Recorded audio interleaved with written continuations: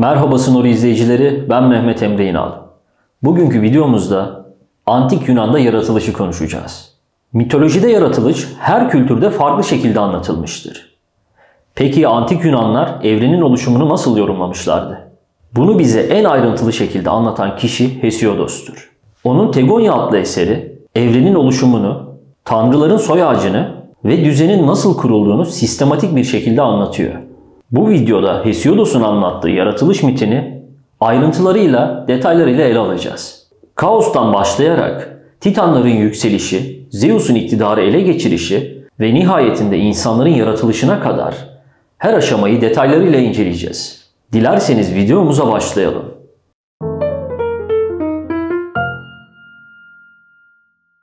Her şeyin başlangıcında kaos vardı. Ama burada kaosu bugünkü anlamıyla kargaşa olarak düşünmeyin. Kaos tıpkı İskandinav mitolojisi yaratılış efsanesindeki Ginnungagap gibi büyük bir boşluktu. Varoluşun ilk haliydi.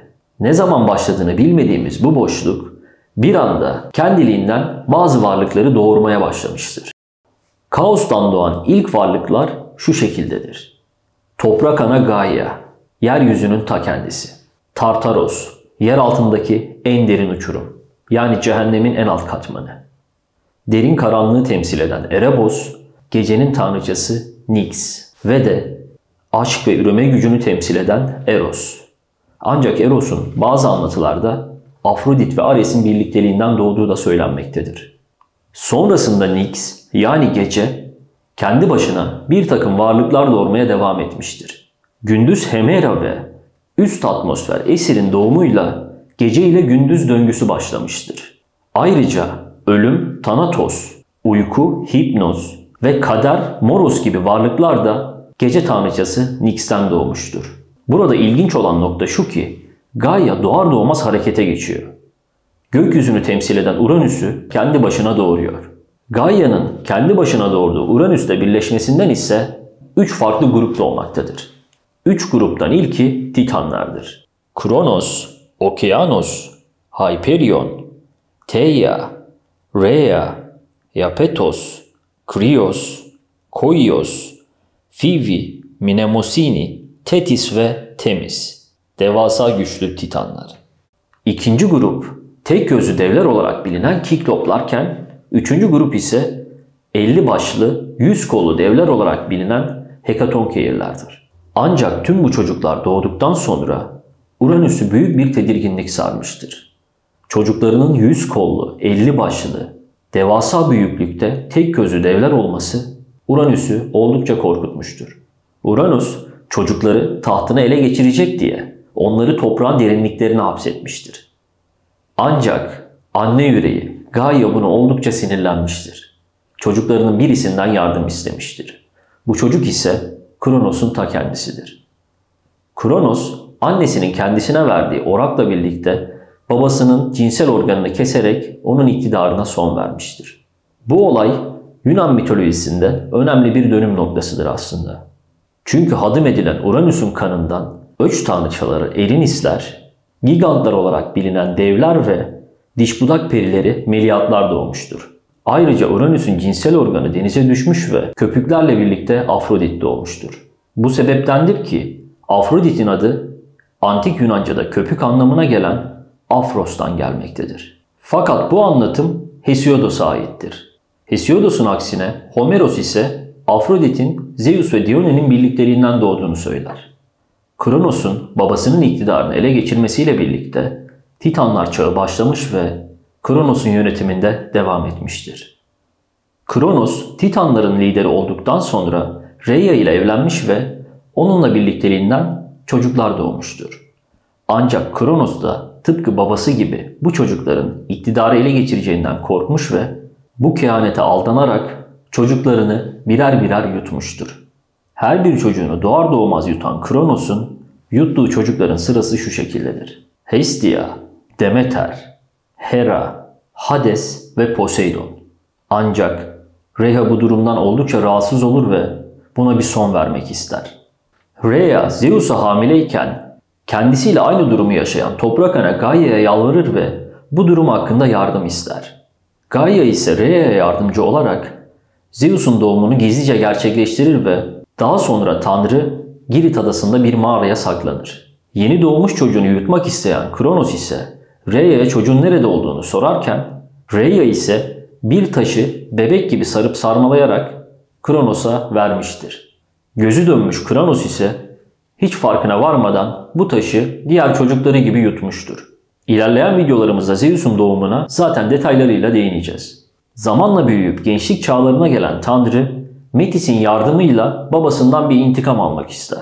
Babasıyla yüzleşerek Metis'in kendisine verdiği zehirli içeceği babasına vererek babasının kusmasını sağlayan Tanrı, kardeşlerinin birer birer kurtulmasına sebep olmuştur. İlk Olimposlular olarak adlandırabileceğimiz kardeşlerinin kurtulmasıyla aslında Titanlara karşı olan büyük bir savaş da başlamıştı. Bu savaşı sizlere Hesiodos'un sözleriyle aktarmak istiyorum. Hesiodos Tegonyası'nda bu savaştan şu şekilde bahseder. Titan tanrılarla Kronos oğulları ki bir kısmı mağrur Titanlar Otiris'te, öbürleri tüm nimetleri verenler, gür saçlı Rheia'nın doğurdukları, Olimpos'un tepesinde oturanlar. Uzun zamandan beri savaşıyorlardı.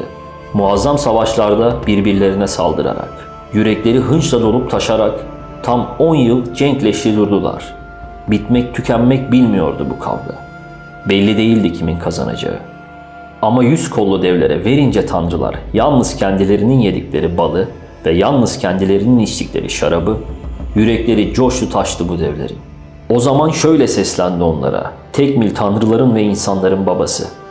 Dinleyin beni, gökle yerin yaman oğulları, yüreğimden geçeni söyleyeceğim size. Nice zamandır savaşıyoruz durmadan, hangimiz kazanacak diye zaferi. Titan tanrılar ve biz Kronos oğulları. Siz bizden yana olun Titanlara karşı. Gösterin yenilmez kollarınızın gücünü. Dürüstçe dostluk gösterin bize. Siz ki bize borçlusunuz gün ışığını. Biz kurtardık sizi, unutmayın. Korkunç yeraltı karanlıklarından. Böyle dedi ve yiğit Koddos karşılık verdi ona.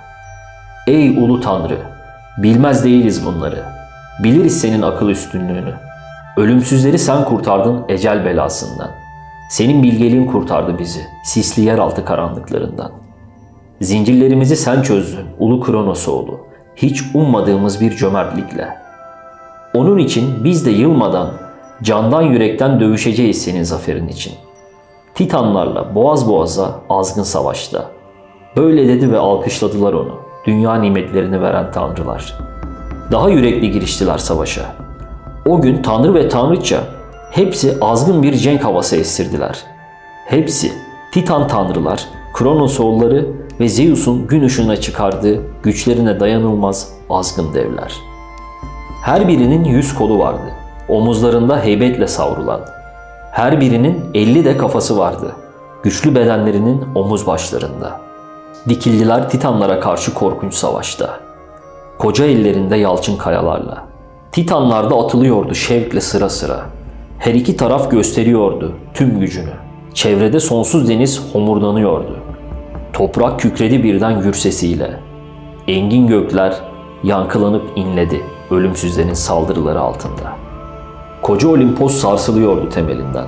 Ağır bir deprem iniyordu Tartaros'a kadar karışarak gümbürtüsüne korkunç saldırışların. Savrulan kayaların, gürzlerin. Haykırışlarla yüklüydü atılan her şey. İki tarafında birbirine karışan sesleri yükseliyordu yıldızlı göklere kadar korkunç bir kargaşaya dönerken boğuşmaları. Savaşın kırılma noktalarından birisi olan Zeus'un öfkesini anlattığı kısımda ise satırlarını şu şekilde devam ettirmiştir Hesiodos. Zeus da artık tutmaz oldu öfkesini. Yüreği dolar dolmaz öfkesiyle bütün gücünü salıveriyordu ortaya. Şimşekler saçıyordu gökten ve Olimpos'tan. Gürbüz elinden fırlayıp uçuyordu yıldırım. Gök gürültüleri arasında parıl parıl sallayıp savuruyordu kutsal alevi. Gittikçe sıklaşan şimşekleriyle. Dört bir yanda çatır çatır yanıyordu canlılara can veren ana toprak. Bar bar bağırıyordu ateş alan ormanlar, kaynıyordu karalar ve ekinsiz denizler. Yakıcı bir soluk sarıyordu yeroğlu titanları. Koskoca alevler karışırken bulutlara. Ne kadar güçlü de olsa Titan tanrılar, kamaşıyordu gözleri şimşek ve yıldırımlardan, akıl almaz bir azgınlık sarmıştı evrenin boşluğunu. gözlerin gördüğü, kulakların işittiği, göklerin yerle çarpışmasından doğabilecek görüntülere ve seslere benziyordu. Daha büyük olamazdı gümbürtü. Biri çökerken öteki üstüne düşse onun. Böylesine büyüktü gümbürtüsü, birbiriyle cenkleşen tanrıların. Rüzgarlar da karışıp bu kaynaşmaya savuruyorlardı sarsılan toprağı. Karıştırıp birbirine tozları, şimşekleri, yıldırımları, gümbürtüleri, Büyük Zeus'un bu savaş silahlarını. Bir yandan öbür yana taşıyorlardı savaşanların bağırış çağrışlarını. Yamandı gümbürtüsü bu korkunç savaşın ve yamandı gözlere sığmayan görüntüleri. Derken herkes hışımla birbirine girişmişken savaş duraklayıverdi birdenbire.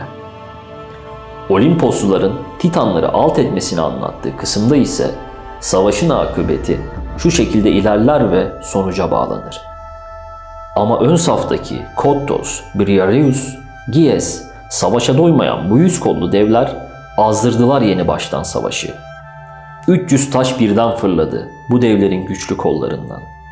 Kapkara saldırılarla ezdiler Titanları. Yol yol toprağın altına tıktılar onları. Vurdular zincire yendiklerini ve gökler ne kadar uzaksa topraktan, toprağın o kadar altına gömdüler onları.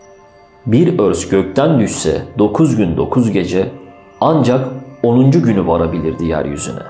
Ve tunç bir örs düşse yeryüzünden ancak 9 gün 9 gece sonra varabilir Tartaros'a. Tunçtan bir duvar çevirmiştir orayı.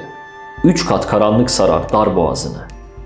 Üstünde kökleri bite gelmiştir toprağın ve ekinsiz, uçsuz bucaksız denizin. İşte orada saklıdır Titanlar karanlıkta. Bulutları toplayan Zeus'un istemiyle. Güçleri yetmez çıkmaya oradan. Poseidon kapamıştır tunç kapıları. Dört bir yanda yükselir duvarlar. Kalkan tutan Zeus'un buyruğuyla durur orada sadık birer bekçi gibi.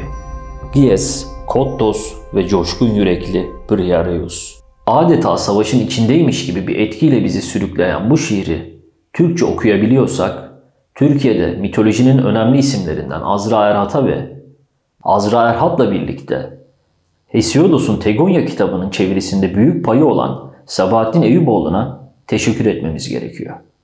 Tekrardan konumuza dönecek olursak eğer, Zeus'un güçlü devleri kurtarmasıyla Titanlara karşı savaş kazanılıyor ve artık Olimposlu tanrıların dönemi başlıyor. Zeus'a karşı gelen Titanlar, Tanrı'nın emriyle Tartaros'a hapsediliyor. Titanların komutanı olan Atlas ise gök kubbeyi taşımak üzere sonsuz bir cezaya çarptırılıyor. Zeus savaşta kendisinden yana olan Titanlara ise özgürlüğünü bahşediyor. Evren artık Zeus ve kardeşleri arasında pay ediliyor. Zeus gökyüzünün tanrısı olurken Poseidon denizlerin tanrısı oluyor. Güzeller güzeli mavi gök ve deniz Zeus ve Poseidon tarafından sahiplenilirken sessiz tanrı Hades'in görev yeri ise yeraltı dünyası oluyor. Bu sebeptendir ki Hades ölülere hükmeden yeraltının efendisi olarak bilinir. Yer altından çıkmayı çok da fazla tercih etmeyen Hades belki de gökyüzünde süzülmek, denizlerde uzanmak istiyordu. Ama ona bu görev layık görülmüştü. Tanrıçaların ise görev dağılımı şu şekildeydi. Hera evlilik ve ailenin temsilcisiyken Demeter tarım ve bereketin tanrıçasıdır. Hestia ise ocak ateşinin koruyuculuğu görevini üstlenmiştir. Böylece kaostan kozmik düzene geçiş tamamlanmıştır. Bu kozmik düzende tanrılar dışında yaşayacak olan insanların yaratılışı ise Prometheus'a dayanıyor. Hesiodos'a göre Prometheus insanları kile şekil vererek yaratmıştır. Daha sonra yarattığı insanlara Olimpos'tan çaldığı ateşi vererek bir armağanda bulunmuştur. Fakat bu durum Zeus'u oldukça sinirlendirmiş ve Tanrı Prometheus'u zincire vurmuştur. İlerleyen videolarımızda sizlere Prometheus'un cezalandırılmasını ve bu olay sonrasında yaşananları detaylarıyla aktaracağım. Şimdi konumuza dönelim. Antik Yunan yaratılış öyküsü sadece tanrıların doğuşu ve aralarındaki çatışmayı anlatmakla kalmaz. Aynı zamanda evrenin kaostan nasıl bir düzenli yapıya dönüştüğünü de bizlere aktarır. Hesiodos Tegonyası'nda bizlere bu dönüşümü anlatırken evrenin sürekli bir değişim ve yenilenme içinde olduğunu ortaya koyar. Evrenin oluşumuyla ilgili en eski akademik kaynaklardan birisi olarak kabul edilen Hesiodos'un eseri, tanrıların ve doğa güçlerinin sembolik anlatımıyla antik düşüncede düzen ve kaosun mücadelesini ele alır. Modern akademisyenler de bu eseri incelerken antik toplumların evreni algılayış biçimleri, sosyal düzen ve kuşaklar arası çatışmalar hakkında önemli ipuçları elde ederler.